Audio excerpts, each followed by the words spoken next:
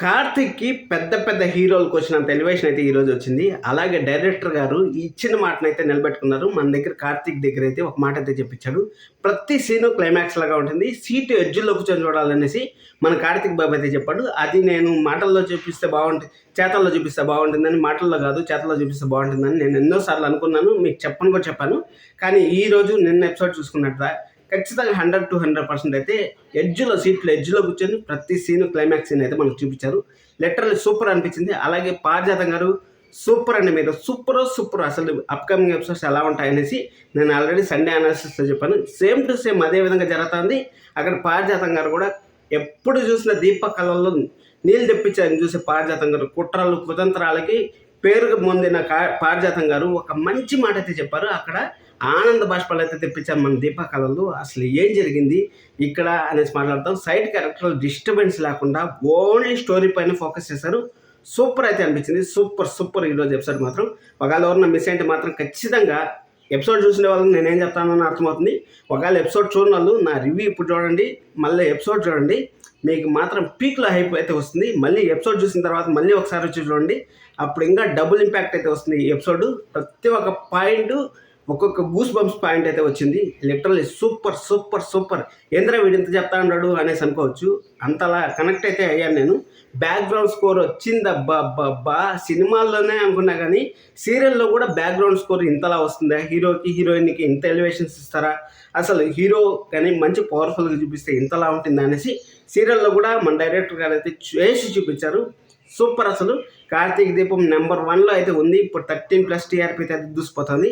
ఇదే విధంగా 2 వారాలు కానీ పడిందంటే మాత్రం నా సమీర్ రంగా అసలు ఎక్కడికో దూసుకెళ్ళిపోతుంది. 15 కాదు కదా 17 వచ్చినా కానీ ఆశ్చర్యపడాల్సిన పని లేదు.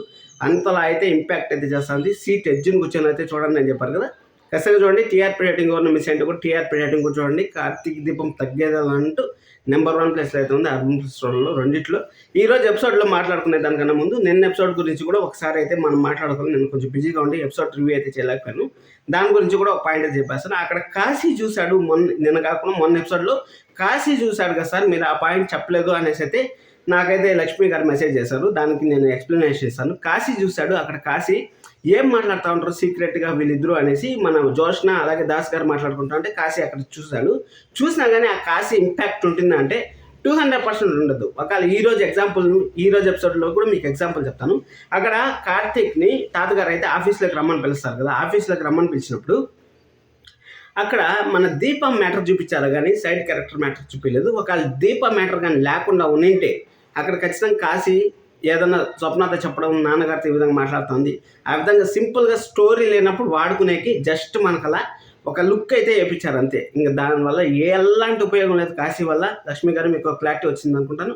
మీతో పాటు కామెంట్ చదివిన వాళ్ళందరూ కూడా ఒక క్లారిటీ అయితే వచ్చింది అనుకుంటాను.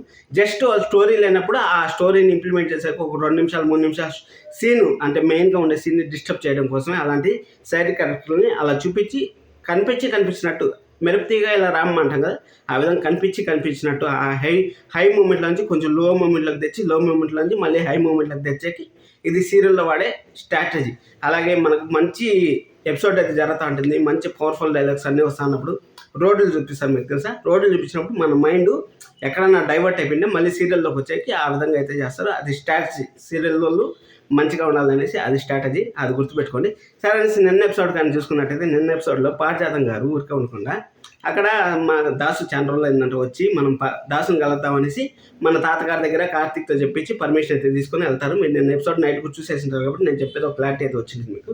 అక్కడ దాస్ గారి దగ్గర ఇలా తలపైన చేయబెట్టి నా పైన ఒట్టే చెప్పు ఎవరికి చెప్పను అనేసి అని చెప్తే అక్కడ దాస్ గారు అయితే ఒకే మాట చెప్పారు.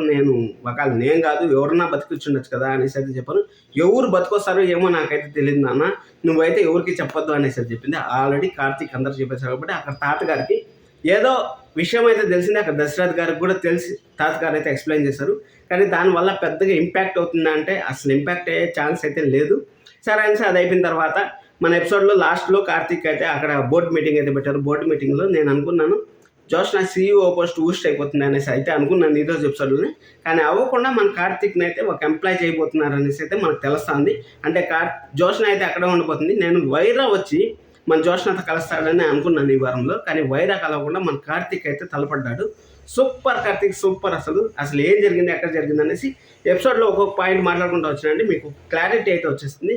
ఫస్ట్ ఎపిసోడ్ స్టార్ట్ అయిన తర్వాత బోర్డు మెంబర్స్ అంతా కూర్చోంటారు. బోర్డు మెంబర్స్ అంతా కూర్చోండి, మన జోష్న నా దగ్గర ఈ నష్టాలని లాభాలకు తీసుకురావాలంటే నా దగ్గర ఒక ఐడియా ఉంది, సీఈఓగా యాజ్ ఏ సీఈఓగా చెప్తాను అనేసి మన జోష్న మేడం గారు మెదడులో తలలో ఉండాల్సిన మెదడు అరికాల్లోకి వచ్చిన జోష్న మేడం గారు చెప్తా ఉంటారు. ఏం చెప్తా ఉంటారు అంటే, ఆ చెప్పే లోపల మన బోర్డు మెంబర్స్ మాకు అవసరం లేదు, మీరేం చెప్పాల్సిందా మాకు అవసరం లేదు, మేము ఈ షేర్స్ మీ కంపెనీకి మీ కుటుంబానికి 50% షేర్స్ ఉన్నాయి, కానీ మా దగ్గర 50% షేర్స్ ఉన్నాయి, మేము వేరే వాళ్ళకి అమ్మేస్తా ఉండము అనేసి చెప్తారు. ఎవరికి అమ్మేస్తా ఉండరు అనే కొందికి అక్కడ వైరాని అయితే ఇంట్రడక్షన్ ఇచ్చారు. వైరాన్ని ఇంట్రడక్షన్ ఇచ్చిన తర్వాత అక్కడ ఈయన డ్రైవరు శివనారాయణ గారి డ్రైవరు, ఎవరు ఇతను ఇక్కడ ఉన్నాడు అనేసి అంటే శివనారాయణ గారి డ్రైవరు.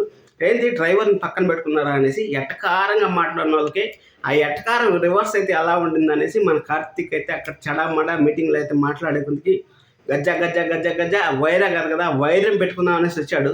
ఆ వైరం కాస్త ఇంకా ఏం చెప్పాలి నాకైతే తెలియదు, బూర్దులో పోసిన పన్నీర్ అయితే చేసేసి అడియాసలు చేసేసి మన వైరాన్ని అయితే చక్కగా మడత పెట్టి పంపించేశాడు.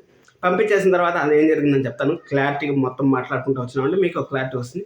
సరే అని అది అయిపోయింది. మొత్తానికి మన వైరా అయితే వచ్చినట్టు వైరా వచ్చి అన్ని షేర్స్ వైరాకి అమ్మేయాలనేసి చూసే కొద్దికి మన మేనేజర్ గారు ఎంతైనా సరే మన వాళ్ళని కాపాడాడు. ఒకసారి కాదు 2 సార్లు అయితే మన కార్తీక్ బాబు అయితే వాళ్ళని కాపాడాడు. వాళ్ళు ఉద్యోగం నుంచి తీసేస్తా ఉన్నా కానీ ఒకసారి అయితే అడ్డుపడ్డాడు. అలాగే వాళ్ళకి జీతాలు పెంచకుండా, వాళ్ళకి ప్రాఫిట్ లేకుండా వాళ్ళని ఇబ్బంది పెడతా ఉంటే మన జోష్న మెదడులో ఉండాల్సిన తలకాయలో ఉండాల్సిన మెదడు అరకాల్లో ఉండే జోష్న మేడం గారు వాళ్ళు తీసేయాలి, సీనియర్స్ వద్దు నాకు అనేసి అన్నప్పుడు మన కార్తీక్ అయితే అడ్డుపడ్డాడు. మళ్ళీ ఇంట్లో కూడా కొంచెం సమస్యలు ఉంటే ఆ సమస్యలను కూడా క్లియర్ చేశారు. కాబట్టి ఎంతన్నా సరే ఉప్పు తిన్న విశ్వాసంతో అక్కడ సీఈఓగా ఆ కంపెనీని బతికించుకోవాలి అనేసి మన కార్తీక్ బాబుకి అయితే పోయి ఇన్ఫార్మ్ అయితే చేశాడు. సార్ ఈ విధంగా వైరా గారికి అమ్మేస్తా ఉంటారంట కంపెనీ, మీరు రావాలి సార్ అంటే అక్కడ మన కార్తీక్ అయితే ఒక చిట్టి రాసి పంపించాడు. ఆ చిట్టీలో ఏం రాశాను మనకు చూపించలేదు, కానీ నేను మీకు చెప్తానన్న అందాజుగా తాతగారు నన్ను ఒకసారి లోపలికి పిలవండి, నేను వైరాతో మాట్లాడతాను అనేసి అయితే చెప్పింటాడు. అది రాసింటాడు. ఆ రాస్తే మన శివనారాయణ గారికి అయితే మేనేజర్ గారు తెచ్చిస్తే కార్తీక్ని లోపలికి పిలవండి అనేసి మన శివనారాయణ గారు అంటారు. శివనారాయణ గారు అన్నప్పుడు అక్కడ జోష్న వచ్చి తాతయ్య అనేసి అంది. నువ్వు ఆపు జోష్న, నువ్వు ఆపు జోష్న, కొంచెం మాట్లాడి నన్ను కూడా మాట్లాడి అనేసి తాతగారు అయితే చెప్పారు. అక్కడ ఆ ఎలివేషన్లో సరే అనేసి తాతగారిని పిలుస్తా ఉంటారు రా కార్తీక్ అనేసి. పిలుచుకొని వచ్చే టైంలో మన దీపా క్యారెక్టర్ అయితే చూపించారు. దీపా క్యారెక్టర్ ఇదే సైడ్ క్యారెక్టర్ని అక్కడ కాసి చూపించకుండా మన దీపా అయితే చూపించారు. దీపా కూరగాయలు కట్ చేస్తుండేది. కూరగాయలు కట్ చేస్తుంటే అక్కడ పచ్చి మాడికాయ ఎంత టేస్ట్ ఉందో, వేస్తే తింటారా లేదా, ఇది ఎంత పులుపు ఉందో చూస్తే దాన్ని బట్టి మనం కూర చేద్దాం అనేసి ఒక మాడికాయ ఉప్పు వేసుకునే ఇలా అంటుంది. జలక్ అయితే ఇస్తుంది. జలక్ ఇచ్చిన తర్వాత అక్కడ పారిజాతం గారు వచ్చి, ఏమి దీపా ఏమైనా విశేషమా, ఏమైనా నెల తిప్పావా, ఏం మామిడికాయలు తింటా ఉండవు, పచ్చి మామిడికాయలు తింటా ఉండవు అనేసి అంటే అప్పుడు అంతలోపల సుమిత్ర గారు కలెక్ట్ చేసుకొని, ఎందుకత్తయ్య వాళ్ళ పర్సనల్ విషయాల్లో మీరు తలదొరుస్తూ ఉంటారు, వాళ్ళ వ్యక్తిగతం అది, ఆ అమ్మాయి ఏమన్నా అనాథ, కంటికి రెప్పలా చూసుకునే భర్త ఉన్నాడు, ప్రేమగా చూసుకునే అత్తయ్య ఉంది, మాట పడిని మేనత్ ఉంది, ఇంతమంది ఉన్నారు, మన అనాథ అనేసి సుమిత్ర గారు కూడా పక్కాగా మంచి మాటలు అయితే మాట్లాడారు. మంచి మాటలు మాట్లాడిన తర్వాత అక్కడ పారిజాతం గారు మాట్లాడిన మాట ప్రతి ఒక్క మాట సూపర్ సూపర్ సూపర్. పారిజాతం గారు అసలు నిన్న కూడా జోష్నకైతే ఒక సజెషన్ అయితే ఇచ్చారు. జోష్న నువ్వు పెళ్లి చేసుకో జోష్న, కనీసం ఆస్థాన మిగులుతుంది, నా కోరిక నెరవేరుతుందంటే బావ రెడీగా ఉండాడంట. ఈ బావ అని చూసుకున్నామంటే జీవితకాలం సన్యాసిగా ఉండిపోతాం, నీలాంబర్లాగా ఉండిపోతాం అనేసి నేను ఎప్పుడో చెప్పాను. అదేవిధంగా మళ్ళీ ప్రయత్నాలు చేస్తుంది. మీ బామ్మ కష్టపడి 25 సంవత్సరాలు నిన్ను కానీ పెంచి కంటికి రెప్పలాగా చూసుకుంది ఆస్తి కోసమే. అలాంటి ఆస్తి నీకు దూరం అయిపోతుందంటే కనీసం పెళ్లి చేసుకుందాం అంటే ఏదో అంత ఇంత పెట్టి పంపిస్తారు. అలాగే పోయే ఇంటికి కూడా ఫుల్ రిచ్ ఫ్యామిలీకి ఇస్తారు. కాబట్టి నీకు ఎలాంటి డోకా ఉండదు జోష్న. మీ పారిజాతం బామ్మ మాటిను, మీ బామ్మ ఏది చేసినా నీ మంచి కోసమే చేస్తుంది, అది ఒకటి గుర్తుపెట్టుకుంటా అనేసి అనుకుంటాం. కానీ నువ్వు సన్యాసిగానే మిగిలిపోతా అంటే మేమేం చేయలేకుండా. కానీ సరే అది అయిపోయిన తర్వాత మొత్తానికైతే మన పారిజాతం ఈరోజైతే దూరంగా ఉంటారు. కానీ రేపు కానీ ఒకవేళ దీప ప్రెగ్నెంట్ అయిన తర్వాత అక్కడ మీరు మీ కుటుంబాలంతా కలిసిపోయిన తర్వాత నీ చేతుల మీద శ్రీమంతం చేస్తావేమో అనేసి అంటే అక్కడ సుమిత్ర గారు కూడా ఒక మాట కూడా అడ్డుపడలేదు. మన దీప అయితే లోపల ఉప్పొంగిపోతాం, మామూలుగా ఉప్పొంగలేదు, అక్కడ ఉప్పొంగిపోతా ఉంటే ఆ ఉప్పొంగేతనంలో అక్కడ అమ్మ కూడా ఏం మాట్లాడలేదంటే ఖచ్చితంగా నా శ్రీమంతం ఇక్కడే చేయాలనేసి మన దీప అయితే ఫిక్స్ అయింది. అంటే మనకు ఎలాగోలా వారసురాలని తెలిసిపోయిన తర్వాత శ్రీమంతం అంతా చేస్తారనుకోండి, ఖచ్చితంగా మంచి ఎపిసోడ్స్ అయితే వస్తాయి. అది అయిపోయిన తర్వాత మన కార్తీక్ బాబు అయితే మంచి ఎలివేషన్స్తో వచ్చి వైరాన్ని అయితే వైరం చేసి పడేశాడు.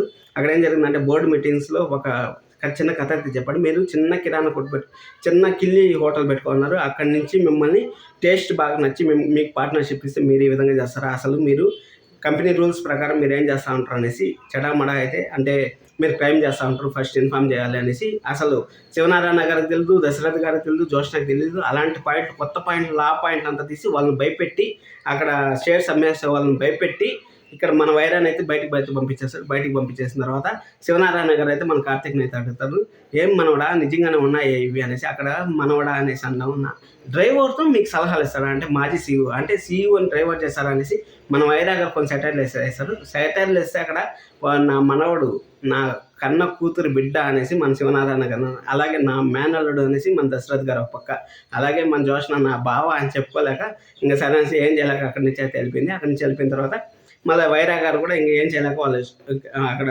షేర్స్ అమ్మే వాళ్ళంతా భయపడిపోయారు. భయపడిపోతే సార్ మేము అమ్మదలుచుకోలేదు, మేము లాభాల్లో వస్తా అంటే ఏం చేయాలి, లాభాలు నష్టాలు వస్తా అంటే ఏం చేయాలనేసి శివనారాయణ గారు చెప్పారు. సరే అనేసి కంపెనీలోనే ఉంచారు కార్తీక్, మీరేం ఫరక్ పడాల్సిన పని లేదనేసి అక్కడ షేర్స్ అమ్మే వాళ్ళకైతే చెప్పారు.